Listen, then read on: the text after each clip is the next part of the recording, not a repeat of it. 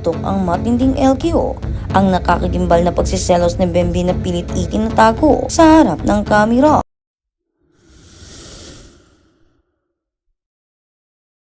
Isang mainit na usapin ngayon ang gumugulantang sa mundo ng showbiz matapos sumabog ang mga nakakakilig ngunit puno ng tensyong tagpo sa likod ng kamera. Ang matagal nang inaalaga ang imahe ng isang inosenteng bata ay tuluyan ng nabasag ng masaksihan ng buong bansa. Ang isang hindi inaasahang pag-amin ng matinding pagsiselos sa gitna ng tawanan at masayang palitan ng kwento. Isang malalim na emosyon ang hindi sinasadyang lumabas mula kay Bembe na nag-iwan ng malaking katanungan sa isipan ng madla. Ano nga ba ang tunay na namamagitan sa kanila likod ng mga nakakasilaw na ilaw ng telebisyon? Ang inikala ng marami na simpleng biruan lamang ay tila nauwi sa isang totohanang alitan ng damdamin na hindi inaasahan ng sinuman. Ang ugat ng nakakapasong isyo ay nagsimulan lamang isang tila inosenteng regalo na nakatawag ng pansin sa nakakarami. Isang simpleng lumpiang Shanghai ang naging mitya ng matinding selusan nang mapag-usapan kung sino nga ba ang nagbigay nito. Ang usap-usapan ay mabilis na kumalat lalo na nang pumasok sa eksena ang pangalan ni Rai. Tinawag pang pinakamaganda sa mga naging palitan ng matamis na salita. Ngunit sa halip ng matuwa, tila isang simpleng madilim na ulap ang bumalot sa paboritong bisita ng Itbulaga. Ang simpleng pasasalamat sa biyayang natanggap ay biglang nauwi sa pagtatampo na lalong nagpaigting sa mga hinala ng publiko na mayroon ng mas malalim na pagtitinginan na pilit nilang pinoprotektahan mula sa mapanuring lipunan. Hindi na nga napigilan ang pag-apoy ng sitwasyon ng tuluyan ng aminin ng binata ang nararamdamang selos at tinatawag pa nilang isang lantarang LQ. Ang mga tagpong ito ay lalong naging makulay nang makisali ang mga haligi ng programa, particular na si Boss Joey na hindi pinalampas ang pagkakataon na tuksuin ang mga kabataan. Ayon sa mga bulong-bulungan at kwentuhan sa loob ng kwarto kasama ang mga kapatid at ibang pang-host, umabot pa sa punto kung saan naging seryosong usapan tungkol sa mga malalalim na bagay tulad ng prenuptial agreements at iba pa. Ito ay isang malinaw na senyales na tila hindi na laro-laro ang kanyang mga nararamdaman at handa na siyang pumasok sa mas seryosong yugto ng kanyang buhay. Ganitong klaseng mga kaganapan ay patunay lamang kung gaano kahilig ang mga Pilipino sa mga kwento ng pag-ibig at mga namumuong romansa sa likod ng kamera. Ang pagbabago at unti-unting paglaki ni Bembe patungo sa isang binatilyong nakakaranas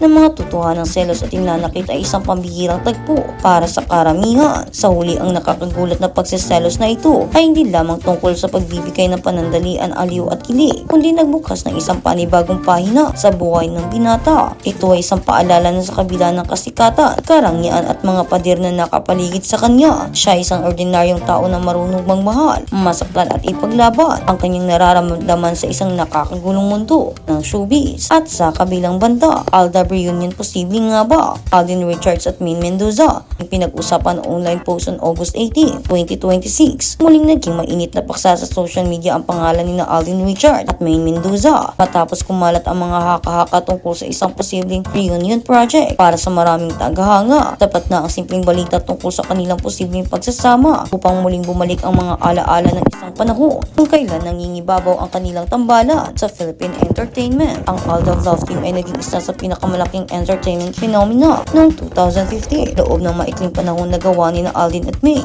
na makuha ang puso ng milyon-milyong manunood dahil sa kanilang kakaibang chemistry at natural na koneksyon sa screen. Dahil dito, hindi na nakapagtataka kung bakit mabilis na naging viral anumang balita tungkol sa kanilang posibleng pagbabalik bilang magkapareha sa isang proyekto. Maraming fans ang agad nagbigay ng kanilang reaksyon online. Mailan na nagbahagi ng excitement at umaasang muli nilang makikita ang dalawa sa telebisyon o pelikula. May mga hashtag din na muling umingay habang ipinapakita ng supporters ang kanilang kagustuhang makita ang Aldab sa iisang screen. Ngunit sa kabila ng lahat ng excitement, mahalagang tandaan na ang sinasabing reunion project ay wala pang opisyal na kumpirmasyon mula sa kanilang management o network. Sa ngayon, nananatili itong isang usapin na nagmula sa mga haka-haka at diskusyon ng mga tagahanga online. Hindi ito ang unang pagkakataon na muling nabubuhay ang usapan tungkol sa Aldab dahil sa laki ng naging epekto ng kanilang tambalan. Tuloy na may mga fans na umaasa na balang araw ay magkakaroon muli sila ng pagkakataon magsama sa isang malaking proyekto. Noong kasikatan ng Love Team, naging bahagi sina Alden at May ng isang yugto ng Philippine television na mahirap kalimutan. Hindi lamang sila naging sikat na tambalan, naging bahagi rin sila ng isang cultural moment na nagdala siya ng excitement sa maraming Pilipino. Maraming manonood ang nakaugnay sa kanilang simpleng chemistry, paraan ng pakikipag-ugnayan sa isa't isa. Ito ang dahilan kung bakit hanggang ngayon ay may mga tagahanga nang patuloy sumusubaybay sa kanilang mga career. Ngunit habang patuloy ang pagmamahal ng fan, nagbago rin ang direksyon ng kanilang mga personal na buhay at karera. Si Maine Mendoza ay nakatuon ngayon sa kanyang buhay bilang asawa ni Arjo at Taiti at sa mga bagong yugto ng kanilang personal na paglalakbay. Samantala si Alden Richards naman ay patuloy na abala sa kanyang sariling mga proyekto bilang aktor o entertainer. Pareho silang patuloy na gumagawa ng pangalan sa kanilang paraan. Hindi na lamang sila kilala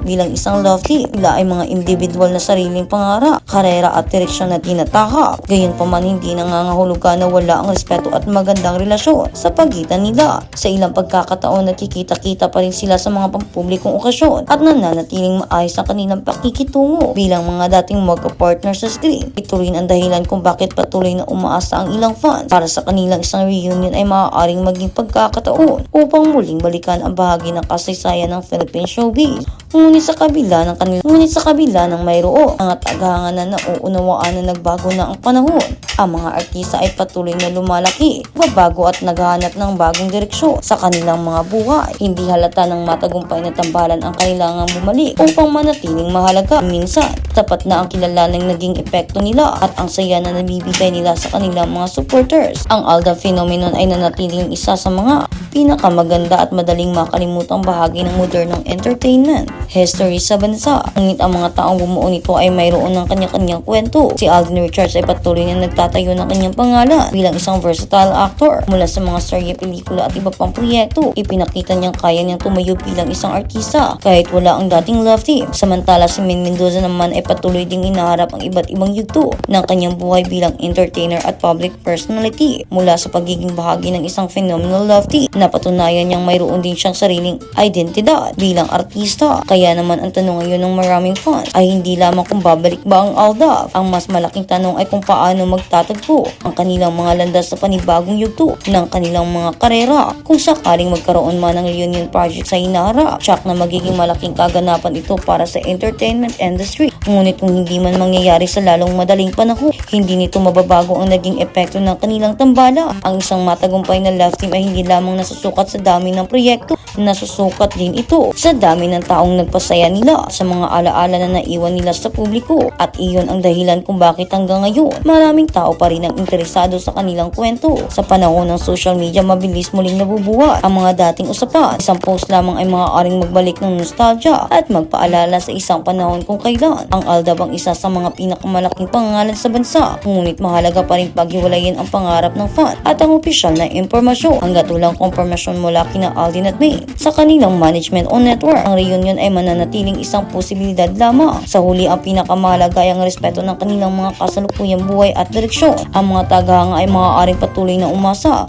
ngunit dapat ting tanggapi na ang bawat artista ay may sariling landas na sinusunda. Ang Alda ay